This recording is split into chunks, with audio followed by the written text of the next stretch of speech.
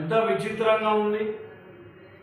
ఈరోజు మీరు 8 నెలల తర్వాత బయటకు వచ్చినప్పుడు కేసీఆర్ మాట్లాడాల్సిన భాష, ఈరోజు మేము చేసే స్కీమ్లను అభినందించండి.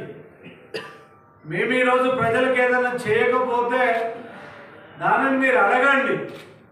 ప్రతిపక్ష పార్టీగా, ప్రతిపక్ష నాయకునిగా మీరు పాత్ర పోషించండి. కానీ లేకుండా తోలు తీస్తా, ఇది తీస్తా, అది తీస్తా అని మాట్లాడుతున్నా.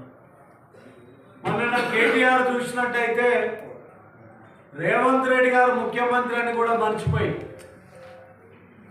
ఒక రాజ్యాంగబద్ధమైన ఒక పదవిలో ఉన్న రేవంత్ రెడ్డి గారిని కూడా ఆయన పదవికి కూడా గౌరవం ఇవ్వకుండా ఎడమ కాలుతోటి చెప్పుతోటి కొడతా అని చెప్పి ఈరోజు మాట్లాడే పరిస్థితి. కేటీఆర్ నోరు అదుపులో పెట్టుకోమని మేము హెచ్చరిస్తున్నాం.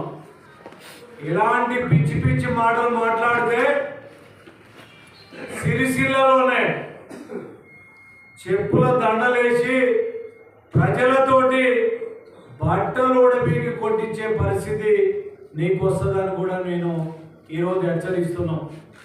దమ్ముంటే ఈరోజు మా పాలసీలను మీరు అడగండి. ఏమిటికయ్యాల రేవంత్ రెడ్డిని నీ కొట్టబుద్ధి అవుతుందని అంటున్నావు.